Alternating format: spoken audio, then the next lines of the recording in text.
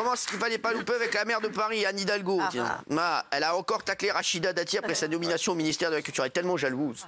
Oh là là, elle est jalouse celle-ci. Oh, regardez, c'était sur France 2. Regardez. Oh.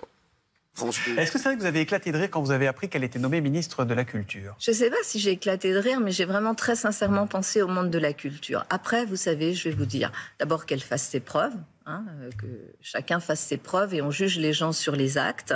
Et la deuxième chose, un peu égoïstement pour moi, en tant que maire de Paris, dans cet hémicycle du Conseil de Paris, où on a quand même vécu des épreuves pendant 3 années d'injures, d'insultes permanentes.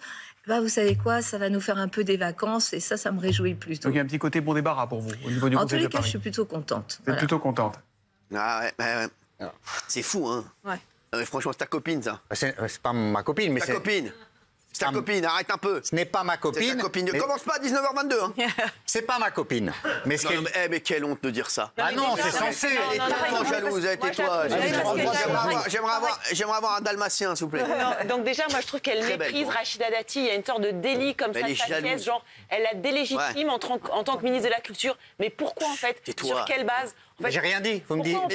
Pourquoi on parle jamais du bilan de Rachida Dati comme maire du 7e ou comme garde des Sceaux ou quand elle était magistrate? Pourquoi en fait c'est juste parce qu'elle s'appelle Rachida Dati que ça pose un problème à Madame Hidalgo? Et je trouve que ça c'est absolument dégueulasse en fait. On dit pas qu'elle est, enfin, elle dit à la base en fait elle dit elle n'est pas compétente pour la culture. Mais en fait sur quelle base en fait? C'est quoi pour être compétente pour la culture? Et puis par ailleurs elle parle d'insultes etc. Ça veut dire que pour elle le débat politique ce sont des insultes? Non. C'était une opposante politique, elles se sont opposées, mais il s'agissait pas de... Elle a dit qu'elle s'inquiétait pour le monde de la culture, elle ferait mieux de s'inquiéter pour les Parisiens. Parce que je pense qu'il y a plus d'inquiétude à avoir pour les Parisiens que pour le monde de la culture. Elle dit qu'on juge les gens sur leur bilan. Alors, et je te le dis, c'est pas un débat, tu parleras pas sur cette séquence. J'avais bien compris. Vous avez vu quand il y a eu la passation, là, Rima Abdul-Malak, elle n'a rien laissé à Rachida Dati dans son bureau. C'est dans Paris Match. Normalement, quand il y a une passation de pouvoir, on laisse les dossiers, il y a le dire de calme qui est là. En fait, il n'y avait même pas un stylo. Elle va faire quoi de ces dossiers, Rima Abdul-Malak? Il n'y avait rien. Non, mais vous imaginez l'esprit, en fait. Rima Abdul-Malak, je sais, on parle d'elle, je sais, a priori, où elle va aller. Ah ouais? Je peux pas le dire. Ah bon. On va en être débarrassé. Elle est loin. Je sais a priori où elle va aller. On risque pas de la croiser très souvent. Non. Je vous le dis. Non, dans les médias. Dans les médias. Non, une ambassade lointaine. Dans les médias. C'est bon. Si c'est vos amis, vous savez où ils sont. Voilà. Merci. Moi, j'ai un conseil pour tous les Français. Qu'est-ce qu'elle a? Non, mais j'ai un conseil. Déjà, vous, à mon avis, vous avez pas tellement de lumière chez vous. Parce que... Non, mais c'est un conseil important parce qu'en fait, du coup, vu qu'il y a beaucoup de gens qui n'apprécient pas Anne Hidalgo, il faudra changer de maire. Et par exemple, il y a un truc, il faut y penser. Moi, quand je suis allée voter, j'ai fait la queue pour voter, j'ai attendu 1h30, tout ça. Et une fois devant la dame pour voter, elle m'a demandé est-ce que j'étais inscrite à la liste. J'ai demandé à quelle liste. Et du coup, j'ai pas pu voter. Du coup, pour voter pour trouver un autre maire, il faut être inscrit à la liste. Merci. C'est important de le dire. Non, mais t'as raison. Bravo. Non, mais tu vois, c'est con parce qu'on n'y pense pas, mais. Vous allez voir qu'elle va se représenter. Il va y avoir des cons comme Julien. Le mode de scrutin va changer à Paris. Le président de la République l'a annoncé. On votera pour le maire au suffrage universel direct. C'est encore mieux. Donc elle passera pas. Mais en fait, sans suffrage universel direct, Anne Hidalgo ne gagne pas. Exactement. Elle gagne des arrondissements qui rapportent plus de J'ai plus confiance en lui qu'en toi. Elle a dit que ça fait 5 ans que tu dis des conneries, lui il arrive et c'est un taulier. Elle a cumulé les arrondissements. C'est pas qu'à Paris, c'est le même système à Lyon, à Marseille. Mais là c'est fini maintenant, c'est fini. Maintenant c'est le maire, exactement. Bah oui, parce que c'était Magouille et compagnie. C'est un système de grand électeur finalement. Bah oui. À l'américaine. C'était pas un peu abusé, ça va nous faire Qui des veut que vacances. Gilles Verdez parle? Moi, je veux la démocratie. Moi, pas moi. Ce mot démocratie. Pour rire, allez. Je suis pour qu'il se taise, mais qu'il soit payé, mais qu'il se taise. Et en plus, il faut choisir ses mots quand même politique. Ça va nous faire les vacances pour quelqu'un qui revient de 3 semaines de Tahiti. Je trouve. C'est vrai, bravo. Elle a bossé. Là, il a bossé. Allez, qu'est-ce qu'il veut là? Il a lu entrevue. Allez, qu'est-ce qu'il veut là? Vous voulez que je vous explique ce qui va se passer en 2026 aux prochaines élections municipales à Paris? Pas du tout envie de savoir ce qui va se passer. Les Jeux Olympiques. Écoute-moi bien. Alors écoute-moi bien. Mais c'est quoi? Non mais écoute-moi. Je peux terminer ma phrase ou pas? Je vais t'expliquer juste quelque chose avant que tu parles. Ok. Ce que va dire ce gars-là, les gars, il n'y connaît rien, n'a rien. C'est comme la dernière fois quand il nous a dit que ça allait passer l'autoroute, là, il était sur le périph' à 50 km/h. Il n'y connaît rien, n'a rien, parce que j'ai eu le ministre des Transports qui m'a dit que vous disiez d'énormes conneries. Qui n'est plus là d'ailleurs. Oui, mais qui disait d'énormes conneries. Donc je vous dis, j'ai même eu le nouveau. Voilà. Et il a aussi dit que je disais d'énormes conneries. Qui ça? Le nouveau ministre. Oui, le nouveau ministre des Transports, Vin Diesel. Bon, je te le dis, donc voilà, donc, je te le dis, voilà. Donc, non mais, vas-y, dis ta connerie, et après, j'aimerais que vous tourniez vers moi, et je vous dirai la vérité. Puisqu'il va dire encore sa connerie, qu'est-ce qui va se passer en 2026. Vous êtes prêts à en entendre? Oui. Allez. Merci, allez, place à Guignol. Merci. Alors, Merci beaucoup. Non, mais le spectacle, je ne dis pas que vous étiez à Guignol, mais c'est le spectacle. Quoi. Ah, pardon. Le spectacle Guignol. Les Jeux Olympiques à Paris vont être un triomphe. Du 26 juillet au 11 août. Toi, Lionel Tim, ferme ta gueule, parce que le chanteur de salle, vu ce qu'il a pris dans la gueule hier, il n'a pas moufté. Si j'étais toi, une semaine, je me tais. Voilà. Lui, déjà, c'est bon. Là, je ne suis pas complètement d'accord avec Gilles. Merci. Tu veux qu'on appelle Pénélope? Fais gaffe. Hein. Alors oui, Gilles. Donc déjà, alors première connerie. Hein. Donc déjà, je vais noter, tu sais quoi? Je vais noter en une phrase comment tu dis de conneries.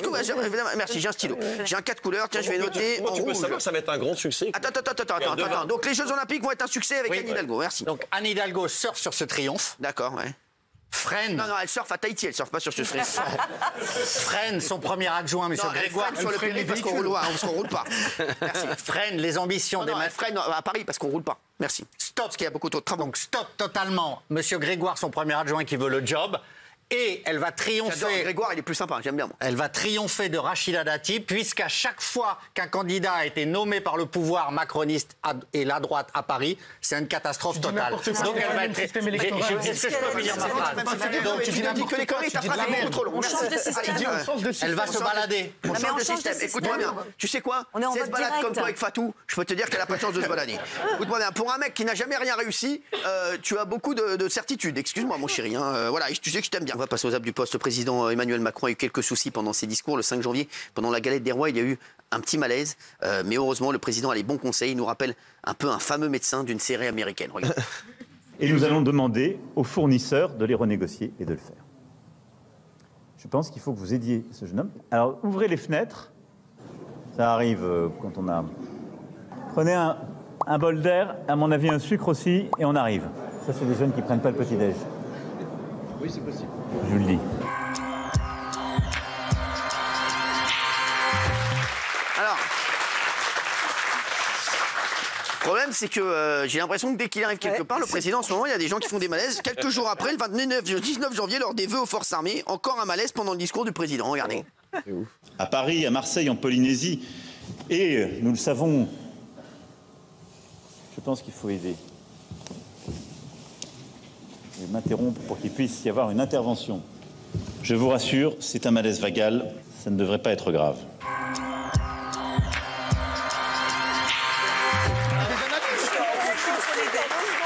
Quatre jours après, nouveau discours de vœux au monde sportif et nouveau malaise. Jamais 203, mais toujours pas de stress pour Emmanuel Macron qui connaît parfaitement les gestes qui sont. Regardez, c'est extraordinaire. À peine un an et demi. C'est normal, ça arrive. Parce qu'il ne faut pas rester debout après ça. Il faut mettre une chaise.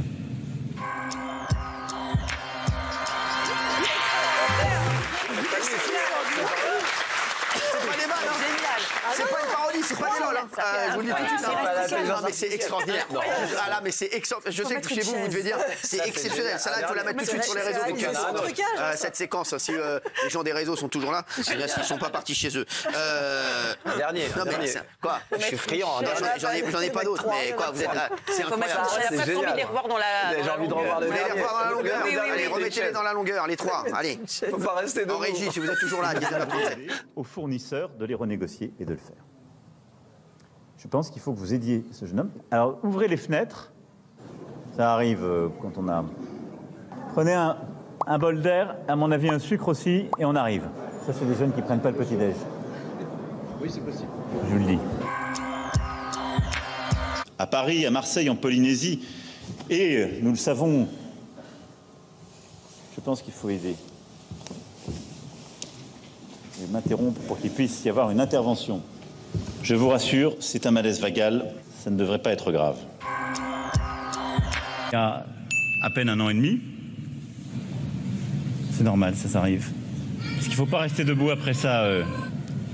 Il faut mettre une chaise. Merci d'être avec nous, il est 19h38.